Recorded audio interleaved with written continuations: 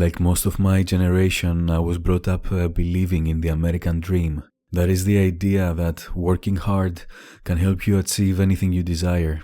Being a highly gullible kid, I developed a conscience that viewed the American dream as the quintessential pursuit. But although my conscience has controlled my actions, while growing up, my opinions have undergone a revolution. I came to understand that the idea of the American dream has indoctrinated our belief system and our thinking motifs in a very devious way. We became actors in an involuntary rat race that urged us to keep pursuing abstract concepts and frivolous dreams. Dreams that were usually imposed by others. Dreams that were never really chosen by us. You see, owning the concept of reality as this is manifested in your everyday endeavors is a very daunting task. The required struggle entailed in this process becomes an unquestionable constituent of what the evangelists of the American dream would call a well-exercised life. The struggle becomes entangled into your paradigm and you happily or unhappily accept it as a necessity. You end up blindly following the rules of the game and you become mesmerized by its enchanting nature, eventually forgetting what this game is all about anyway. But does this always need to be this way? I remember when I watched Tarantino's Hateful Eight, there was a scene that really stood out for me.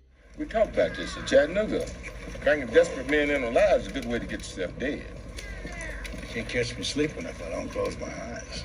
I don't want to work that hard. No one said the job's supposed to be easy. No one said it's supposed to be that hard neither. Upon watching this scene, one doesn't necessarily feel the need to analyze it deeply. But I decided to become a bit more creative and add a symbolic essence to it. These two men are archetypal figures. The first one represents the archetype of the hustler.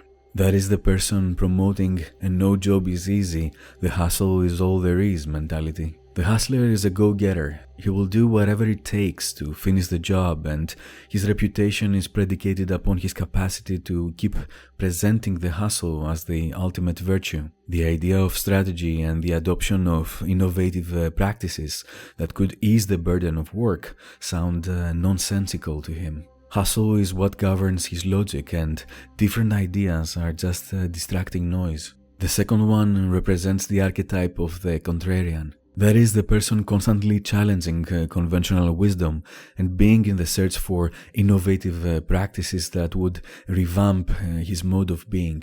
The contrarian is also a go-getter. The fundamental difference between him and the hustler is that although hustle should be a significant facet of his philosophy, it shouldn't be considered a dogma. A contrarian does whatever it takes to adopt innovative methodologies, sail in uncharted waters, and bend the rules of dogmatic reality. These two archetypes are presented in this video deliberately. I wanted to find a lucid way to argue about the proclivity of modern humans to propagate the idea of hard work as one of the ultimate human virtues.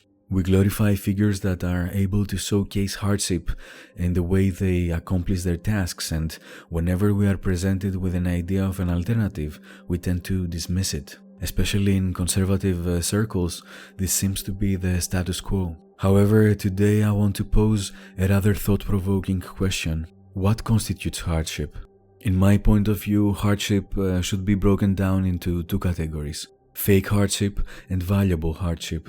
Fake hardship is the one exhibited by figures pertaining to the archetype of the hustler. People in that category use the idea of hardship as a pathway to a more favorable treatment, for our tendency to respect hardship will automatically urge us to empathize with them. Essentially, fake hardship is synonymous with emotional manipulation. Valuable hardship, on the other hand, is not advertised by anyone, for valuable hardship constitutes an imperative element of a well-examined life. Whether this form of hardship will be respected or admired is irrelevant. Its purpose is to remind us of our limitations and eventually help us transcend the boundaries of our capabilities. Drawing from these two definitions, we end up forming a more canonical interpretation of the term hardship and how this plays out across the span of our lives. Revealing the truth in that respect can offer insight in the way one deals with hardship, but also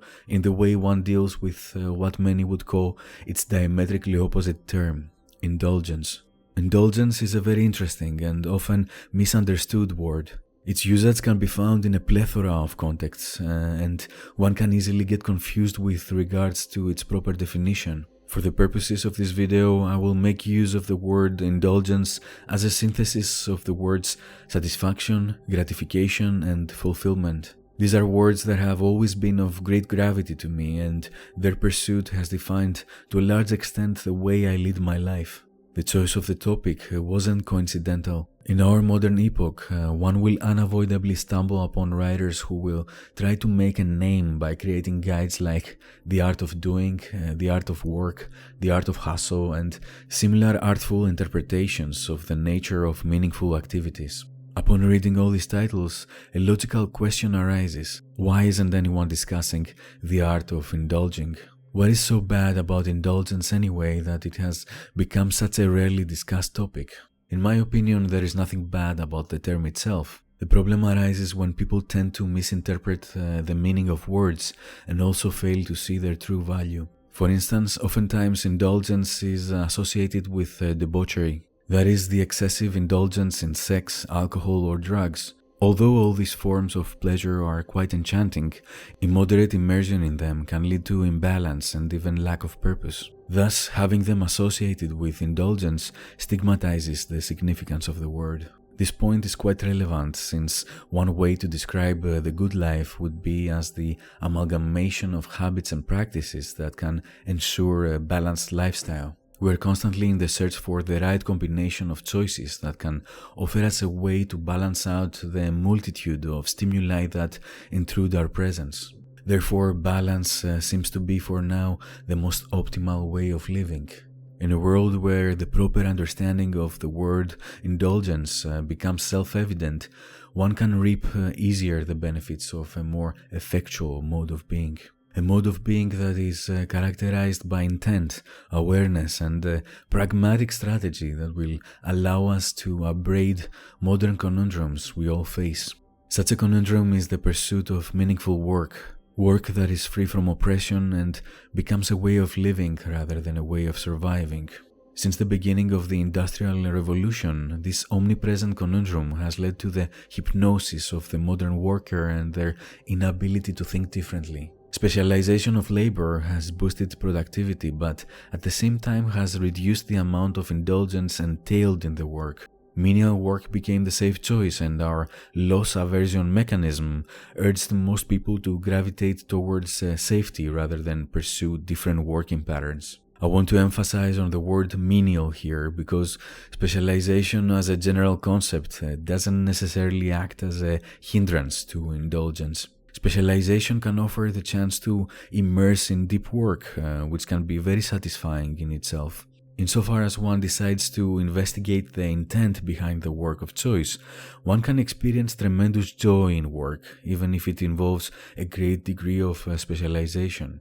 After the advent of the internet, the concept of meaningful work has gained steam, since more and more people have initiated the fertilization of revolutionary alternatives. Entrepreneurship has transitioned from an endeavor associated with the privileged few to an endeavor associated with anyone creative enough to disrupt different markets. Artists and content creators have managed to monetize their work and build followings that could identify with their message. Different working trajectories keep emerging, and people can change specializations just by teaching themselves new skills online.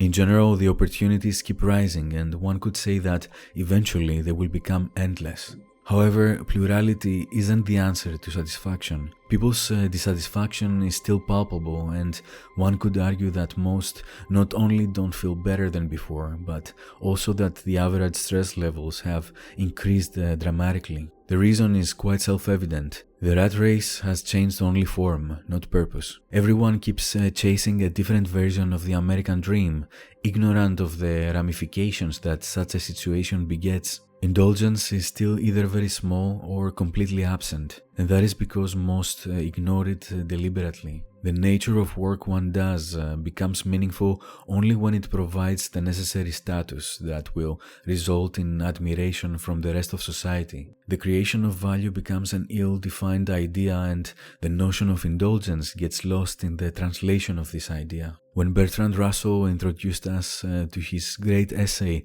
in praise of idleness, he explained that idleness shouldn't be treated as laziness, but rather as a critical idea that allows us to see through the maladies of overproduction. I believe that indulgence needs to be approached in the same light. Indulgence is the antidote to the deleterious effects of modern work that is solely associated with toxic accomplishment. An accomplishment far greater than the one limited within the confines of our social mythology. How many people do you know of that immerse in work just for the sake of creativity, or for the sake of knowledge, or for the sake of flow, or for the sake of presence, or for the sake of self-transcendence? All these terms are swallowed by the monolithic idea of work as this was presented by the forefathers of the American dream.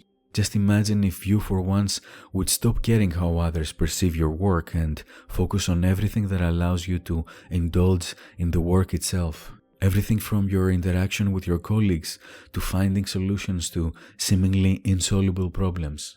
If this was the case, just imagine how most will focus on the happiness and joy of life instead of chasing delusions and fabricated American dreams. Just imagine. Indulgence isn't just a way to turn imagination into reality, but it is the way in and of itself, and we have been ignoring it. In this we have been foolish, but there is no reason to go on being foolish forever. Hey guys, hope you enjoyed today's video. If you did, make sure to like, subscribe, turn on notifications, and comment below something cool please, so that more people can discover it. If you want to watch more videos from my channel, check out this one and this one. Take care, see you soon. Adrian out.